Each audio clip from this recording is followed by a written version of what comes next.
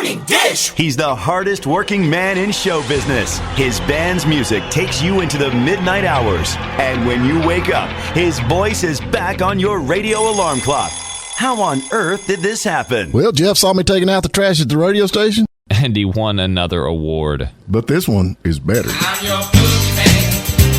That's what I am. It's the Morning Dish with the 2019 Radio Personality of the Year winner, Stephen Phillips. You paying attention to this, Packy?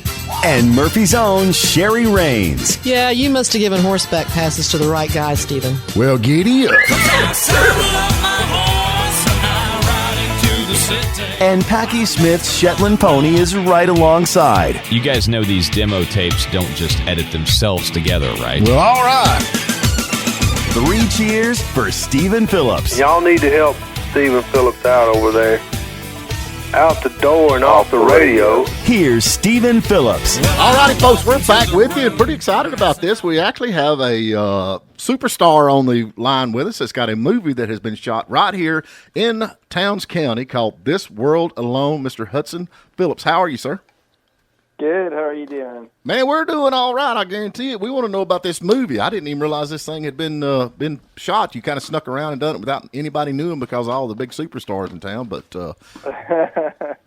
yeah, it's one of those things too where on the indie film side of things, we're small and scrappy, and so we shot this back in 2017, and it's just a long journey to get it finally out into the world, which luckily it is now. Well, now did COVID slow you down any on this? It did, 100%. So we were ready to release it last year. We had this pretty ambitious plan where we were going to self-book a bunch of theaters, go to colleges, and we were really excited by the idea of doing in-person screenings and making a big event out of it. And, of course, in-person screenings were all put to an end last year, unfortunately.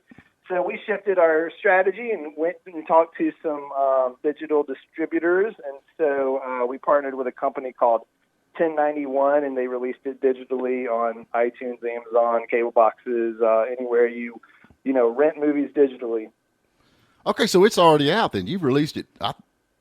It is. Yeah, it came out a couple weeks ago.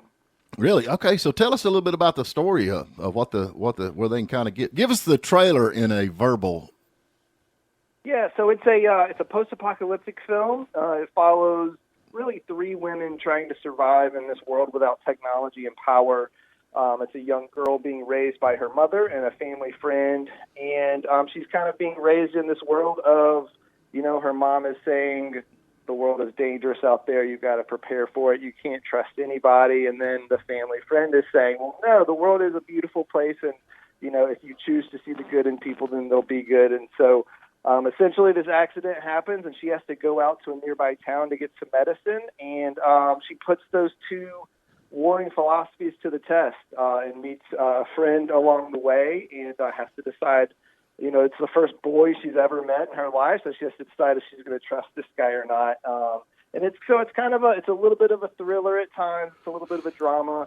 A little bit of a coming-of-age film. And, yeah, we just loved shooting the story. I'm very passionate about, sci-fi, fantasy, and that kind of stuff, but we had to do it on a budget, so it's relatively small film, and we leaned into some of those themes that we explored about, parenting and raising kids and all that kind of stuff. Now, you actually wrote this film yourself, right? That's correct, yep. So now, you got kids? I do. I have a 17-year-old. And so, the director and his name is Jordan Noel. He's got 2 little girls. And, these were the conversations we'd have, late at night. You've had a few too many drinks. You start having these honest conversations about parenting and what that means and how we were brought up ourselves. And so that's what this movie came out of, was just a lot of those kind of personal conversations between the 2 of us. Right. So how long did it take you to write? I talked to a lot of people that do that. Like this film, how long did it take you to actually sit down and write this? Yeah, it happened relatively quick. So I had sent Jordan the idea for this movie on May 18th of 2017, and we were shooting up there in Hiawassee by end of July. So it was a pretty quick process. I had written a number of films before this. This is the first one that had actually gotten made, or at least, my words ended up on screen. Right. After, a few ones that have gone wrong over the years. And that was kind of my personal journey, too. I'd written, a lot of scripts and nothing would happen. I'd crossed my fingers for Hollywood. And finally, Jordan and I said, hey, let's go do this ourselves. And so we raised a little bit of money. Went up to Hiawassee and we shot, over 10 days. We made this movie, and it was by far the most rewarding creative experience I've had so far. Now, you live in Georgia, though, right? I do. I'm in, just north of Atlanta in Roswell. Roswell? Yep. So now, have you ever been to Hiawassee before you did this movie, or is this kind of something that you just stumbled upon? I hadn't. I'd been up to that area. The reason we ended up in Hiawassee is a really cool combination of stories. First of all, I was just looking at, places in North Georgia. We knew we wanted to shoot out in nature, and, everything up there is so gorgeous.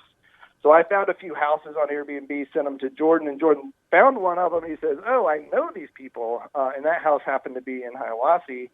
And then the second part of that story is, we were struggling to find some money, struggling to find some locations, and I hopped on a plane to fly out to San Diego for Comic-Con. We were screening a short film out there.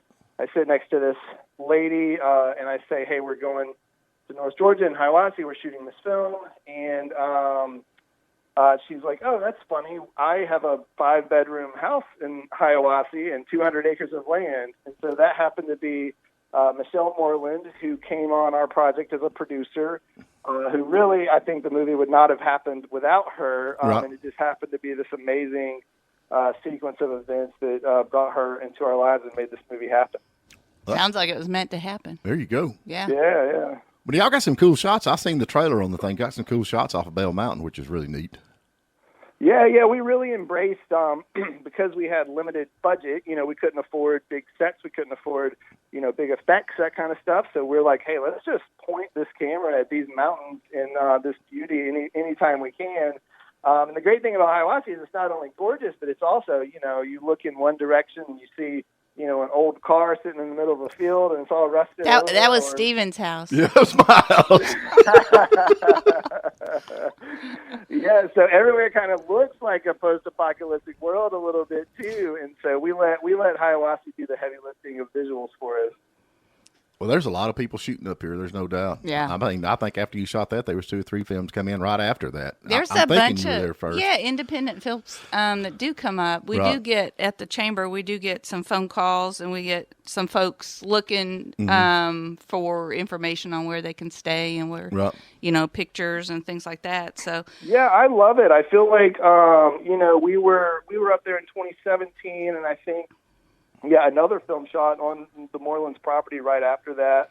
I love these stories of you guys getting more and more of these filmmakers up there and really embracing the community and hopefully treating you guys well as well. I just pulled it up. It looks like it's available on YouTube, Google Play. Whoops, I just lost it. Vudu and Amazon Prime Video, which is pretty cool. Yep. So you can, That's right. Yeah. if anybody wants to see it, they can go to any of those. And his name's Hudson Phillips. We're probably kin. Are you short? Yeah, I know. We need to are go you back short to the and family tree there? Yeah, you short and a little fat and is your credit any good? It's terrible. Yeah, we're kin. Yeah. We definitely kin. Yeah, ain't no doubt. We are kin. So anyway. All right, man. Well, listen, we're going to ease on out here and get us a break, but we'll be checking that out. I'm going to try to watch that tonight. I guarantee it. And Great. Thank you guys so much. We really appreciate it. Yeah, we're going to keep up with you. Next time you get up here shooting another movie, let us know because, I kind of look like Brad Pitt. I'll write a role for you. There you go. I appreciate that. All right. And if you need anybody in there like a little pasty, I got my sidekick over here. We call him Little Pasty. So just throwing that out there. Man. But anyway, thisworldalone.com. Go check it out. Hudson Phillips, thank you, sir. Great. Thank you, guys. All righty. Well, go check that out. That'd be pretty cool. yeah, Yep, no doubt. So I wonder how you get it on. Anybody can put Oh, sorry. You're rusty, Candace. You got to get on the mic. you got to get on the mic. Oh, I thought we went to break.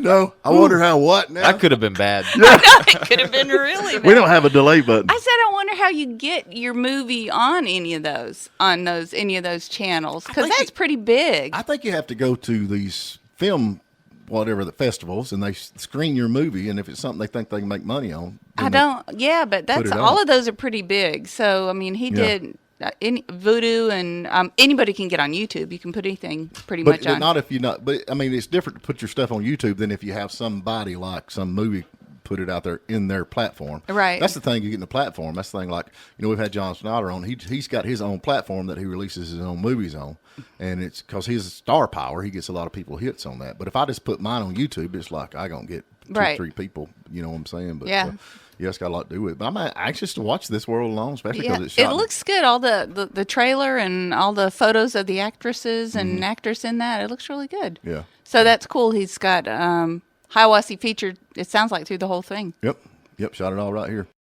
Thank you for spending a little time with us. And remember, you can tune in every morning at WJULradio.com at 8 a.m. Eastern. And please subscribe to our YouTube channel and like us on Facebook, The Morning Dish.